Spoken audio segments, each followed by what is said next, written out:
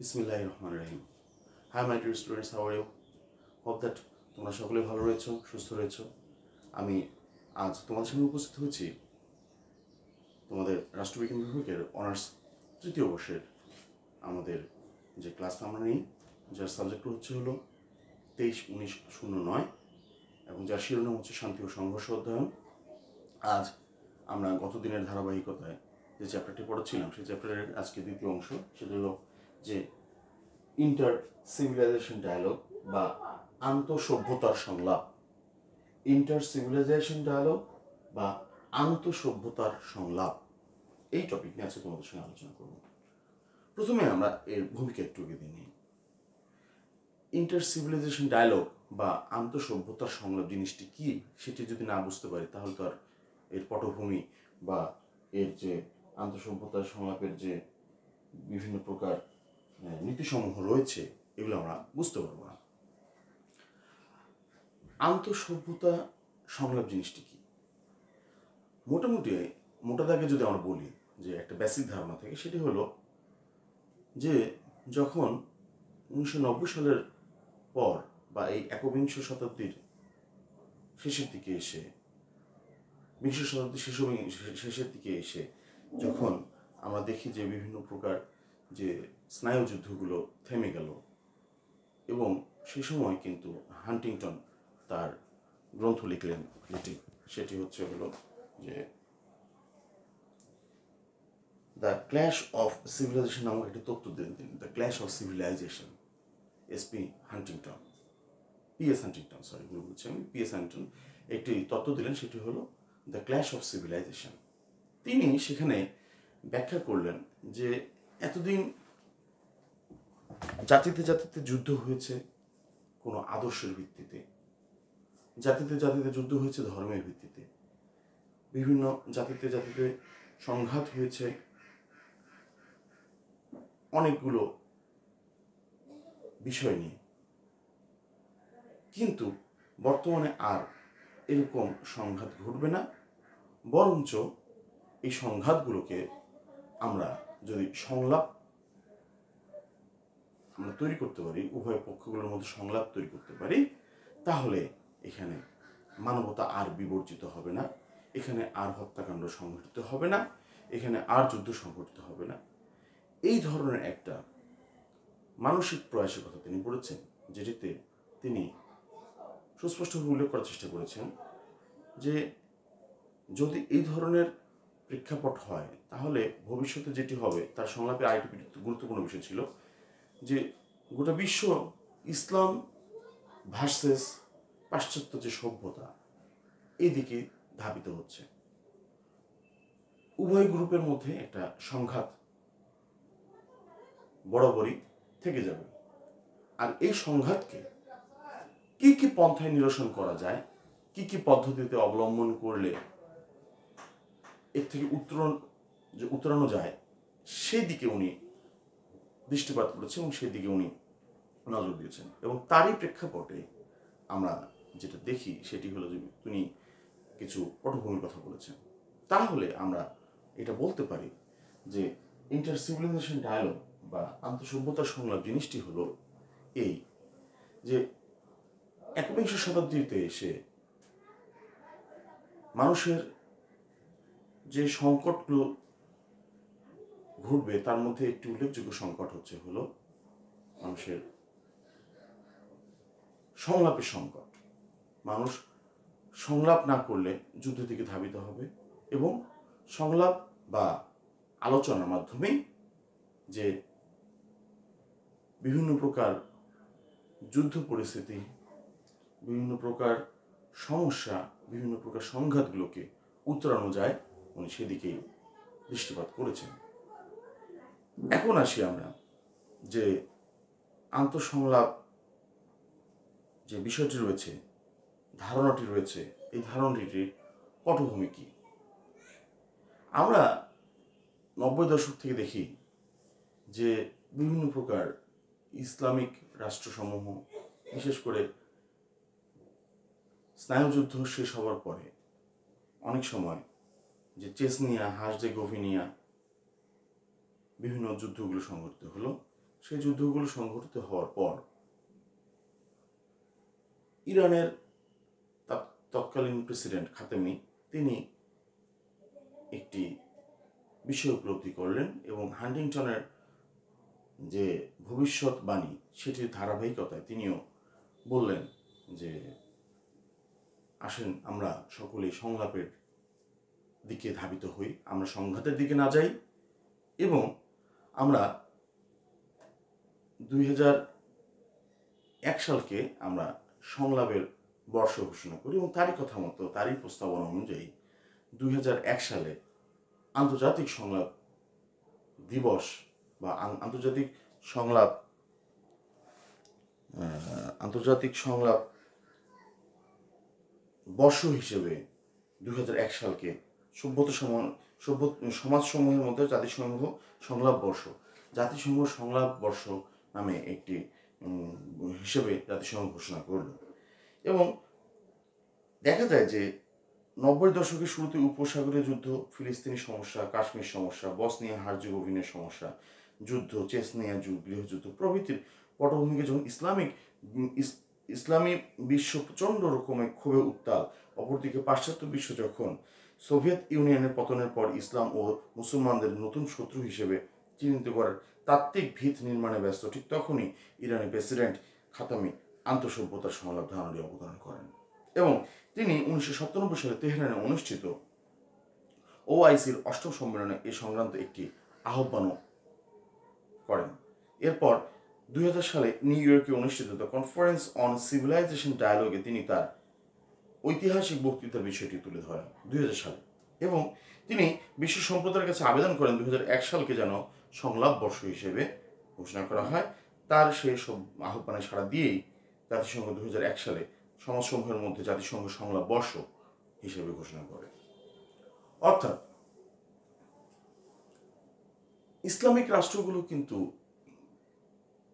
90 দশকের শুরু থেকে নানা প্রকার যুদ্ধ, নানা প্রকার সংকটের মধ্যে জড়িয়ে পড়ে এবং তারই ধারাবাহিকতা কিন্তু অনেকগুলো যুদ্ধ সংঘটিত হয় এবং বিশ্বের যে মেরুকরণের বিষয়টি, ইসলামিক ধর্ম ভার্সেস অন্যান্য পাশ্চাত্য সভ্যতার যে মেরুকরণের যে বিষয়টি রয়েছে, যে দুই মেরুর এবং দুটি সাংঘর্ষিক অবস্থা চলে যেতে পারে, এই জিনিসটি খাতেমি ইরানের তৎকালীন প্রেসিডেন্ট বুঝতে পারেন এবং তিনি তেহরানে এটি সংক্রান্ত একটি মতবাদ পোষণ করেন এবং তার পরবর্তীতে যে নিউ ইয়র্কে একটি কনফারেন্স হয়, সেই কনফারেন্সে তিনি এই সংলাপের বিষয়টি উত্থাপন করেন এবং তার কথা প্রস্তাব অনুযায়ী জাতিসংঘ সমাজসমূহের মধ্যে যে সংলাপ বর্ষ নামে একটি বর্ষ ঘোষণা করে 2001 সালকে। এটি হলো ইন্টার সিভিলাইজেশন ডায়ালগের পটভূমি, যে কীভাবে এটির সূত্রপাত ঘটল। এরপর আসি আমরা সভ্যতা সংলাপের নীতিসমূহ, কি কি নীতি মেনটেন করে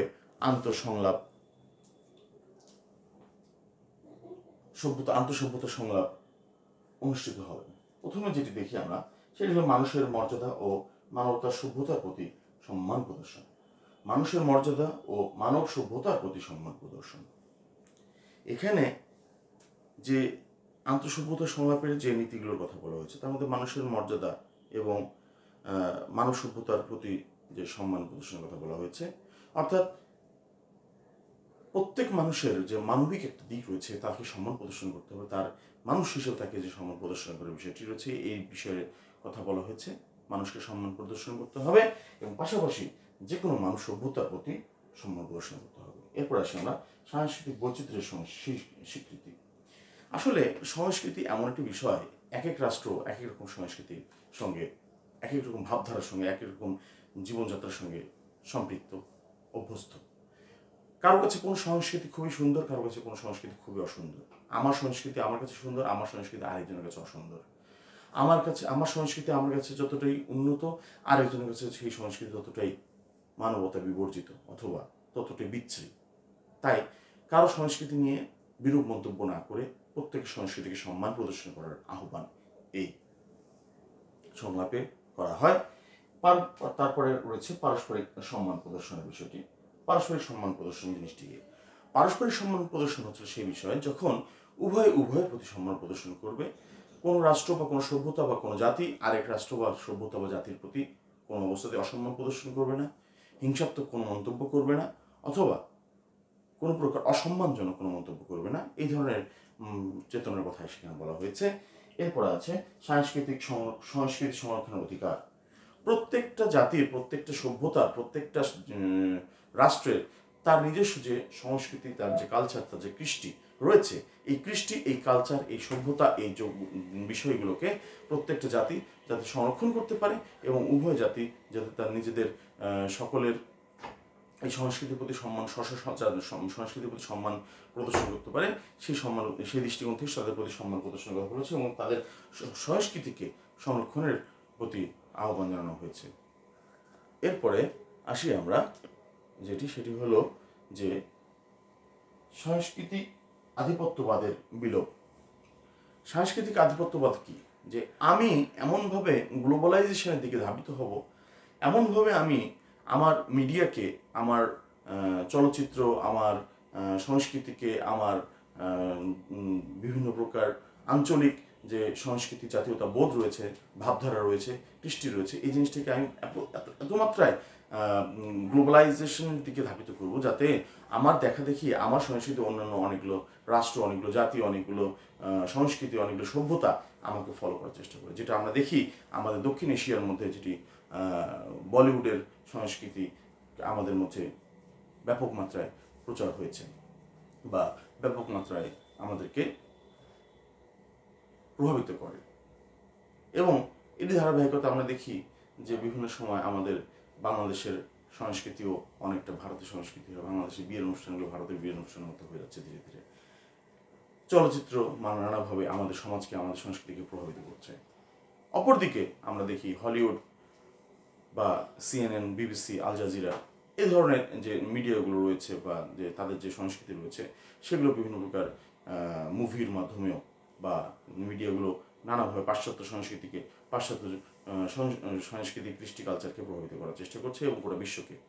এভাবে নিজেরাই নিজেদের মধ্যে গুটিয়ে না রেখে তারা সাংস্কৃতিক যে আধিপত্যবাদ এদিকে ধাবিত হচ্ছে, এই জিনিসটাকে বন্ধ করার জন্য এইখানে প্রস্তাব করা হয়েছে। এরপরে আমরা দেখি সাধারণ স্বার্থের গণ্ডি নির্ধারণ। প্রত্যেকটি রাষ্ট্র, প্রত্যেকটি জাতি, প্রত্যেকটি সভ্যতার, সিভিলাইজেশনের একটি নিজস্ব স্বার্থ রয়েছে, একটি নিজের সাধারণ একটা স্বার্থ রয়েছে। সেই স্বার্থকে রক্ষা করার বিষয় এখানে বলা হয়েছে।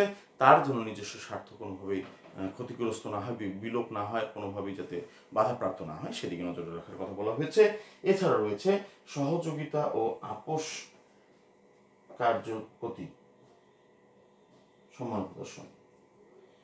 সহযোগিতা ও আপোষ কার্যের প্রতি সম্মান প্রদর্শন অর্থাৎ কেউ যদি সহযোগিতার হাত বাড়িয়ে দেয় বা একটা উত্তেজিত পরিস্থিতিকে যদি উপশম করার চেষ্টা করে, সেই প্রেক্ষাপটে সকলকে সহযোগিতা যারা করছে বা আপোষকারী হিসেবে যারা ওখানে অন্তর্ভুক্ত হয়েছে তাদের প্রতি সম্মান প্রদর্শন করতে হবে, তাদের প্রতি সহযোগিতার হাত বাড়িয়ে দিতে হবে। এ ধরনের একটি নীতিমালা বা নীতিসমূহের কথা বলা হয়েছে এখানে। এখন আসি আমরা, এছাড়াও রয়েছে সেটি হলো যে ন্যায় বিচার, সততা, শান্তি ও সংহতির নীতির প্রতি আস্থা স্থাপন করতে হবে। সমতা, ন্যায়, নীতি, আস্থা, এগুলোর প্রতি সম্মান প্রদর্শন করতে হবে এবং কেউ যদি এ ধরনের সমতার কথা বলে, ন্যায়ের কথা বলে, মানবিকতার কথা বলে, তাদের প্রতি সম্মান প্রদর্শন করার কথা বলছে। এখন আমরা দেখি এই সংলাপে অংশগ্রহণের পক্ষ কারা। অর্থাৎ এই যে ডায়ালগ হবে, কি ডায়ালগ? ইন্টারসিভিলাইজেশন যে ডায়ালগ হবে, আমরা যুদ্ধে বিশ্বাসী নই, আমরা সংলাপে বিশ্বাসী।